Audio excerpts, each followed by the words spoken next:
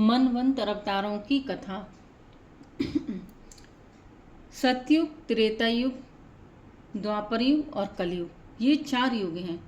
ये 4 युग जब 1000 बार व्यतीत होते हैं तो उस काल को कल्प कहते हैं। एक कल्प अर्थात 1000 चतुर्युगी काल। श्री ब्रह्मा जी का एक दिन होता है। श्री ब्रह्मा जी के एक दिन में अर्थात एक कल्प में 14 मनु होते हैं। प्रत्येक मनु 71 चतुर्युगी से कुछ अधिक काल तक अधिकार भोगते हैं। इन मनवंतरों में भगवान सत्वगुण का आश्रय ले अपनी मनु आदि मूर्तियों के द्वारा पौरुष प्रकट करते हुए इस विश्व का पालन करते हैं। विश्व व्यवस्था का संचालन करते हुए अपने अपने मनवंतर में बड़ी सावधानी से सब मनु पृथ्वी पर चारों चरणों से परिपूर्ण धर्म का अनुष्ठान स्वयं करते हैं तथा प्रजा से करवाते हैं। जब एक मनु की अवधि पूरी हो जाती है तो उनके साथ ही साथ उस समय के इंद्र, सप्तर्षि, मनुपुत्र और भगवत अवतार तथा देवता ये 6 पहले की जगह नए नए होते हैं। अब 14 मनुओं का संक्षिप्त वर्णन करते हैं। शांभव मनु, देखो बहुत गहराई जानकारी की चीज़ है तो सभी लोग ध्यान से सुने, क्योंकि ये हमारे शास्त्रों की, पुराणों की जानकारी है जो हर किसी को नहीं होती। तो पहला शांभव मनु, मरीच आदि महान शक्तिशाली ऋषियों से भी सृष्टि का अधिक विस्तार नहीं होते देख श्री ब्रह्मा जी मनी मन चिंता करने लगे। अहो, बड़ा आश्चर्य है, मेरे निरंतर प्रयत्न करने पर भी प्रजा की वृद्धि नहीं हो रही है।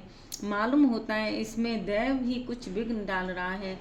जिस समय श्री ब्रह्मा जी इस प्रकार देव के विषय में विचार कर रहे थे उसी समय अकस्मात उनके शरीर के 2 भाग हो गए।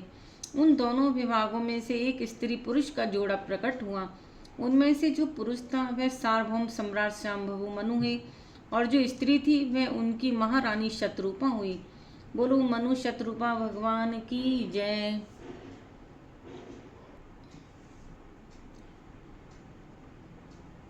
मनु शत्रुपा हुए, तो मनु शत्रुपा भगवान की जय हो।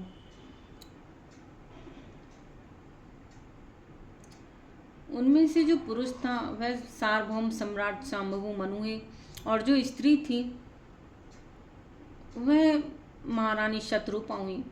तब से मिथुन धर्म से प्रजा की वृद्धि होने लगी। महाराज शांभव मनु ने शत्रुपा से 5 संतानें उत्पन्न की। श्री प्रियव्रत और उत्तानपाद ये 2 पुत्र और आकुति, प्रसूति और देवभूति 3 कन्याएं थीं। मनु जी ने आकुति का विवाह रुचि प्रजापति से, देवहूति का विवाह कर्दम प्रजापति से और प्रसूति का विवाह दक्ष प्रजापति से किया। इन तीनों कन्याओं की संतति से सारा संसार भर गया। सौरोचिष मनु ये अग्नि के पुत्र थे। तीसरा उत्तम मनु ये प्रियव्रत के पुत्र थे। तामस मनु ये तीसरे मनु उत्तम के सगे भाई थे। रैवत मनु ये चौथे मनु तामस के सगे भाई थे।